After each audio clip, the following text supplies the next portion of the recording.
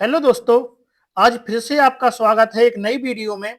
आज हम unit number 17 Lhasa की ओर जो राहुल सांकृत्यायन ने लिखा है, इसके सभी वस्तुनिष्ठ क्वेश्चन और इसका पाठ का सारांश और राहुल सांकृत्यायन का जो जीवन परिचय है इस वीडियो में कवर करेंगे। तो आप लोग चैनल को सब्सक्राइब करें, वीडियो को लाइक करें और वीडियो को शेयर करें।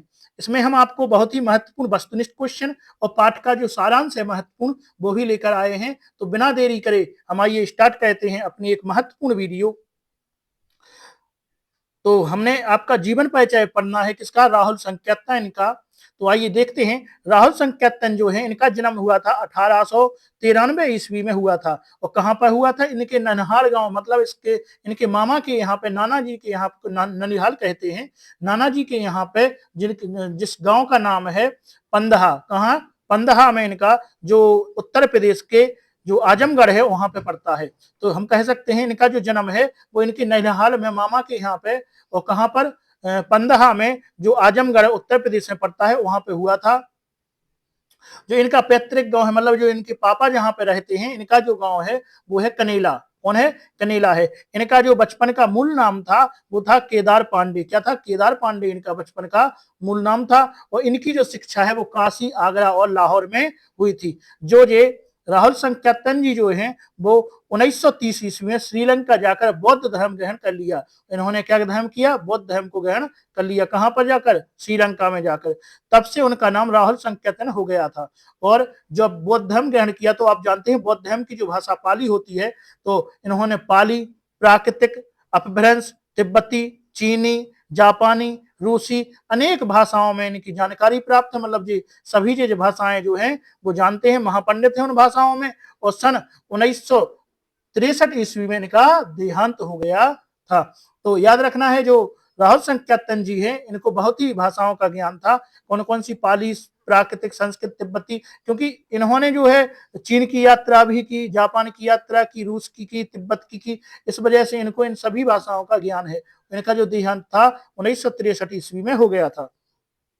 आगे देखेंगे इनकी कृतियां। तो इन्होंने उपन्यास भी लिखे हैं, कहानी भी लिखी है, आत्मकथा भी लिखी है, यात्रावित भी लिखी है। क्योंकि आज हम जो पढ़ेंगे लहासा की ओर, यह एक यात्रावित है। जो तिब्बत के लिए इन्होंने एक, नेपाल और तिब्बत के बीच में इन्होंने एक यात्रा की थी। तो यह जो यात्रावित है कौन सी? लहासा की ओर।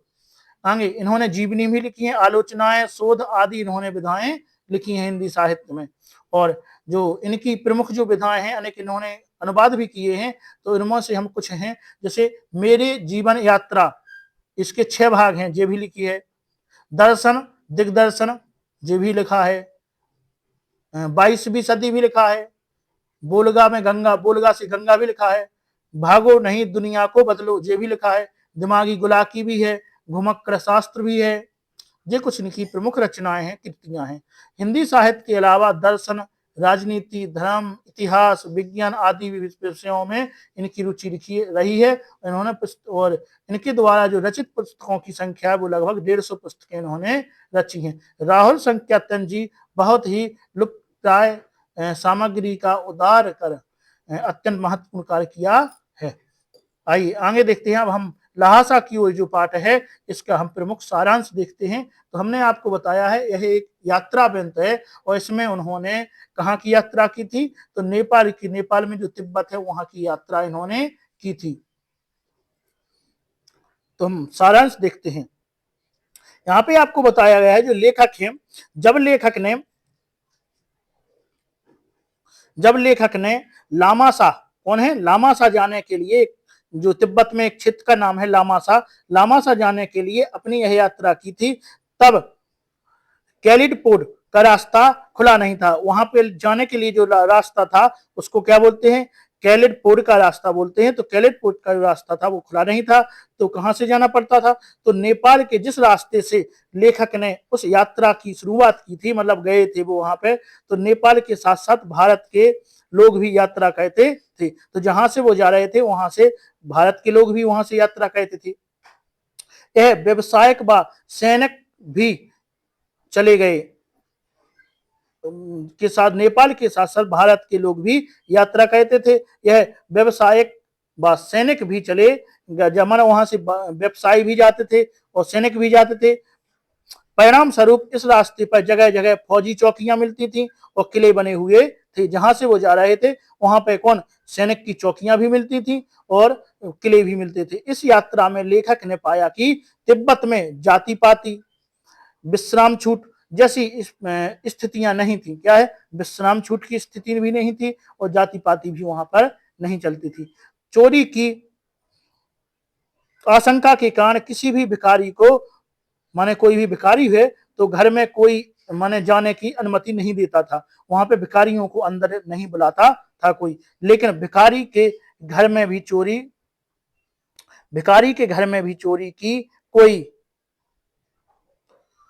की कोई गारंटी नहीं दी जा सकती है। आवश्यकता होने पर वह अपने पास से घर की महिलाओं को चाय दे सकती थी। क्या है, वो बोल रहे हैं यहाँ पे बताया गया है कि आवश्यकता होने पर वह अपने पास से घर की महिलाएं हैं को चाय दे सकती थी और बाद में वह महिलाओं को चाय पका के दे देती थी। मतलब चाय की जो पत्ती होती वो दे देते थे, उसके बाद चाय पकाकर उनको दे दिए जाते थे।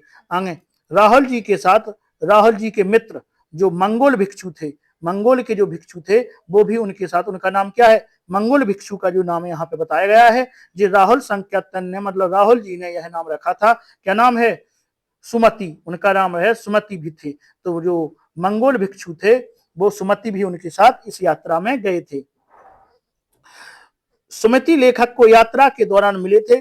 उनका नाम क्या था, जो उनको सुमति मिले थे, सुमति का नाम था लोबस्टॉक।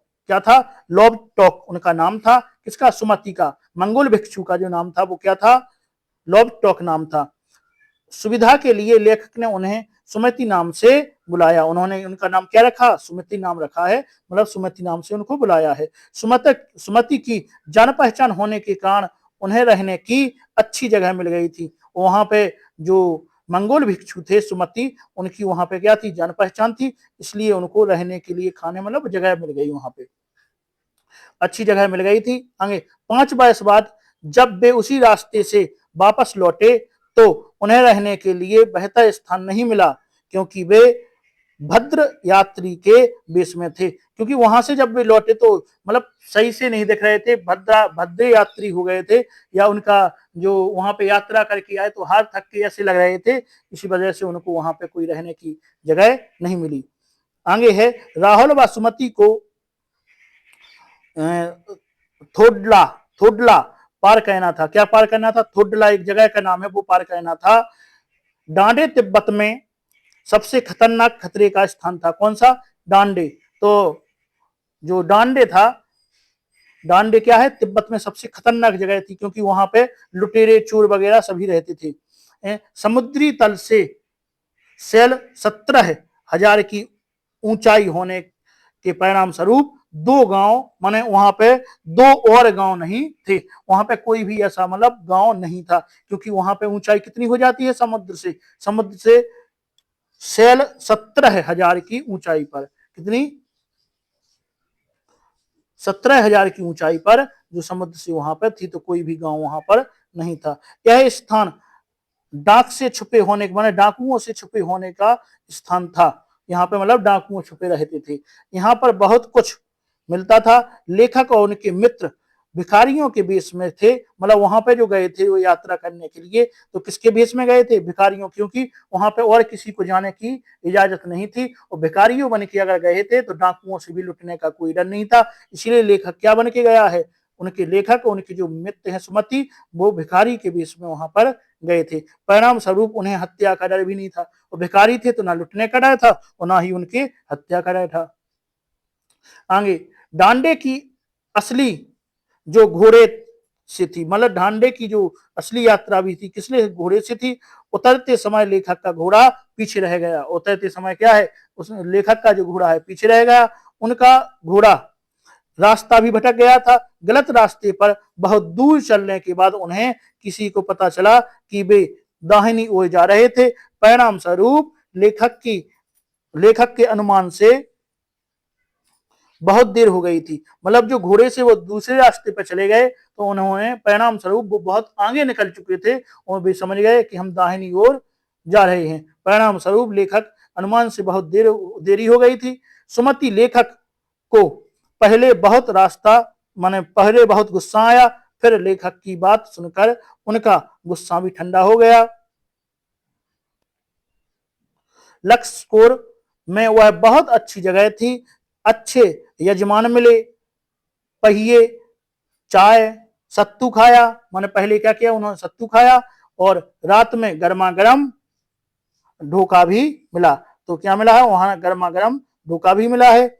आगे अगले दिन वे तिदरी के विशाल मैदान में थी। कहां थे अगले दिन, कहां पहुंच गए, तिदरी जगह का नाम है। तो तिदरी के विशाल मैदान में थे, जो पहाड़ों से दूर एक छोटा सा क्या था, पहाड़ी मैदान था। इसमें दूर एक छोटा सा पहाड़ भी मैदान में देखने को उन्हें मिला है। उसी पहाड़ का नाम था क्या, तिदरी समाधि गिरी। क्या है, तिदरी समाधि गिरी। उसी पहाड़ का जो उन्होंने दिखाया है मैदान में, उसी पहाड़ का नाम क्या था, तिदरी समाधि गिरी। आगे है, आसपास के गांव में सुमति के जान पहचान के लोग थे, तो रहना सुमति पाना चाहते थे, मतलब वहां पे बसना चाहता था। लेकिन लेखक ने उन्हें लहासा पैसे कमाने का लालच देते हुए उनसे मिलने का मन बना लिया। सुमति मान गया और लेखक के साथ आगे बढ़ने लगा। आगे है, तिब्बत की जमीन जागीर जापान में बटी हुई थी। इन जगहों का अधिकांश भाग मठों के हाथ में था और जागीर कुछ खेती खुद भी करते थे। इसके लिए श्रमिक उन्हें बेगान में मिल जाते थे। तो बेगार जो होते हैं उसमें उन्हें क्या मिल जाते थे, श्रमिक मिल जाते थे। वहां एक मंदिर था जिसमें बुद्ध वचन की हस्तलिखित 103 पोथियां थी वहां, और किताबें कितनी थी, 103 बुद्ध वचन है उसमें लिखी हुई। जिसे लेखक ने पढ़ी, और इसी बीच सुमति अपने परिचितों से मिलाना चाहता था। वह इस बार लेखक ने उसे नहीं छोड़ा। लेखक को लगा कि सुमति बहुत समय बाद लौटेंगे, इसलिए सुमति 2 बजे तक ही लौटाए। मतलब लेखक से उसने पूछा कि हम जाएं, तो लेखक ने आज्ञा दी कि तुम जाओ, और जो सुमति है वो बहुत जल्दी वहां से लौट आया। और तिट्टी वहां से बहुत दूर नहीं था, इसलिए उसने अपना सामान स्नान किया और वहां से विदा ली। तो यह एक कहानी है, लेखक की यात्रा वृतांत है। अब आइए हम इसके कुछ महत्वपूर्ण ऑब्जेक्टिव क्वेश्चन कर लेते हैं। इसके बाद हम आपको जो ये कहानी है इसकी हम आपको पीडीएफ प्रोवाइड कराएंगे, और पूरी कहानी की प्रोवाइड कराएंगे। यहाँ पे हम साल ले रहे हैं, और आपको हम आगे साल नहीं, आपको पूरी कहानी भी आपको एक वीडियो में बनाकर दे देंगे। तो आपको यदि पूरी कहानी भी पढ़नी है तो आप हमें कमेंट करें, तो आगे से हम आपको पूरी कहानी का भी पूरी कहानी भी आपको साथ में लेते चलेंगे। आइए इसके कुछ महत्वपूर्ण वस्तुनिष्ठ क्वेश्चन हैं जो हम हल करते हैं। पहला है, मंदिर में कितनी पोथियां थी? तो आपको पता है कि मंदिर में 103 पोथियां, जिसे लेखक ने पढ़ा था, और बौद्ध धर्म के संबंध में थी। आइए दूसरा क्वेश्चन है, नेपाल तिब्बत मार्ग व्यापारिक होने के साथ साथ कौन सा मार्ग था? तो यह व्यापारिक भी था, और व्यापारिक के साथ में आपको बताना है और कौन सा जी मार्ग था। तो इसका जो आंसर है अपना ये हो जाएगा कि यहाँ पे पर्यटन मार्ग था, बिल्कुल नहीं था। आम का कुछ भी नहीं था यहाँ पे। हाँ, सैनिक मार्ग भी था। यहाँ पर व्यापारियों के साथ में सैनिक भी चला करते थे, तो इसलिए इसका आंसर क्या हो जाएगा, दूसरा इसका आंसर हो जाएगा, सैनिक मार्ग भी यह था। आइए अगला तीसरा है, भरिया किसे कहते हैं? तो यहाँ पे जो भरिया है वो किसे कहते हैं? तो भरिया जो होता है यहाँ पे भारवाहक माने कुलीन को कहते हैं। कुली मतलब वजन ले जाने वाले को, जिसको हम कुली बोलते हैं, या भारवाहक को कहते हैं, तो उसको क्या बोलते हैं, भरिया यहाँ पे बोला जाता है। किसको? क्वेश्चन वहां पे इसी प्रकार से आपको आएंगे कि भरिया किसे कहते हैं। अब यदि आपने पूरा पाठ नहीं पढ़ा है तो आप इसका आंसर नहीं दे सकते कि भरिया कौन है। तो इसी प्रकार से आपको एमपी बैग 2 में क्वेश्चन पूछे जा सकते हैं। तो आपको याद रखना है ये चीज कि भरिया कौन है, भार का वाहन, मतलब भार ले जाने वाला। आइए अगला हम देखते हैं, चौथा हमारा है कि तिब्बत की यात्रा के दौरान सुमिति का होना लेखक के लिए क्यों महत्वपूर्ण था? क्योंकि वहां पे लेखक जब गया था तो तिब्बत में लेखक की कोई जान पहचान नहीं थी, लेकिन जो सुमिति था वहां पे उसको बहुत से लोग जानते थे, इसलिए लेखक को उसको ले जाना बहुत ही जरूरी था। पहला ऑप्शन है आपका सुमति की अच्छी जान पहचान थी। दूसरा, सुमति एक भिखारी था, या सुमति की चतुराई ये कुछ नहीं हो सकता। सुमति के पुरोहित होने के नहीं, ये भी कोई भी नहीं है। तो आपको पता है कि सुमति क्या थी? सुमति की वहां पे बहुत ही जान पहचान थी, इसलिए इसका आंसर ये हो जाएगा। आइए अगला है हमारा कि लेखक को सुमति ने चोर डकैतों से बचाने का कौन सा रास्ता बताया कि चोर डकैतों से यहाँ पे कैसे बच सकते हैं? तो चोर डकैतों से बचने के लिए भीख मांगने का, या भाग जाने का, या हथियार रखने का, या लड़ाई करने का। तो आपको पता है जो लेखक है किस रूप में गए थे? भिखारी के रूप में गए थे, जिससे कि डाकुओं से भी कोई डर नहीं होगा। तो भीख मांगने का रास्ता किसने बताया? सुमति ने चोर डाकुओं से बचने के लिए लेखक राहुल को बताया।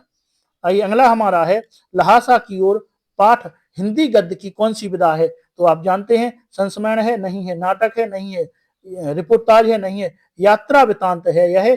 तो लहासा की ओर जो राहुल संख्यातन द्वारा लिखा गया है, यह क्या है? यह एक यात्रा वृतांत है। आइए अगला हम देखते हैं, सातवां हमारा क्वेश्चन है नेपाल के अतिरिक्त किस देश की चीजें नेपाल तिब्बत मार्ग से जाया करती थी? तो नेपाल की तो जैसे जाती थी उस मार्ग से, लेकिन नेपाल के अतिरिक्त उस मार्ग से और कहाँ की जो चीजें थी उस मार्ग से जाती थी? तो क्या चीन की, हिंदुस्तान की, जापान की, या पाकिस्तान की? तो इसका आंसर जो है वो है हिंदुस्तान की भी चीजें उस मार्ग से जाया करती थी, नेपाल तिब्बत मार्ग से। आइए अगला हमारा है छद्मवेश का क्या अभिप्राय है? तो आपको बताना है कि छद्मवेश का जो है क्या अभिप्राय है, इसका क्या मतलब यहाँ पे होता है। तो पहला पहला है आपका कि लोगों के मनोरंजन के लिए धारण किया हुआ वेश, या जोकर का वेश, या बनावटी वेश, या सुंदर वेश। तो इसका आंसर आपका जो होगा वो है कि लेखक ने कैसा वेश धारण किया था?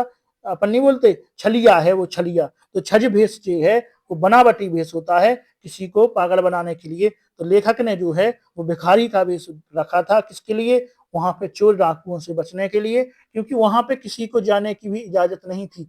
तो चोर मतलब जो भिखारी है बन के जा सकते थे। तो भिखारी का रूप किसने धारण किया था? लेखक ने। बनावटी भेष को कहते हैं हम छज भेष। लेखक कहाँ जाते हुए रास्ता भटक गया था? तो बताना है कि लेखक कहाँ जाते हुए, क्या लड़ूकोर, तिगरी, जापान, भारत? तो इसका आंसर आप जानते हैं कि लेखक कहाँ जा रहा था। तो लेखक लड्डूकोर जा रहा था। तो कहाँ माने कहाँ जाने के लिए रास्ता भटक गया था? लड्डूकोर के लिए लेखक जो है वो रास्ता भटक गया था। तो इसका आंसर आपका ये हो जाएगा।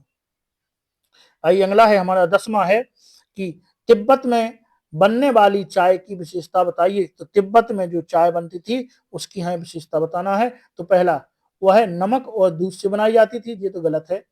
दूसरा, वह नमक और मक्खन से बनाई जाती थी, ये भी आपका गलत है। वह मक्खन और दूध से बनाई जाती है, या वह नमक और चीनी से बनाई जाती थी। तो इसका आंसर आपका सी होगा। वहां पे जो चाय बनती थी वह मक्खन और दूध से बनाई जाती थी। तो आप याद रखें कि तिब्बत में जो चाय बनाई जाती थी उसकी क्या विशेषता थी? कि वह मक्खन और दूध से बनाई जाती थी।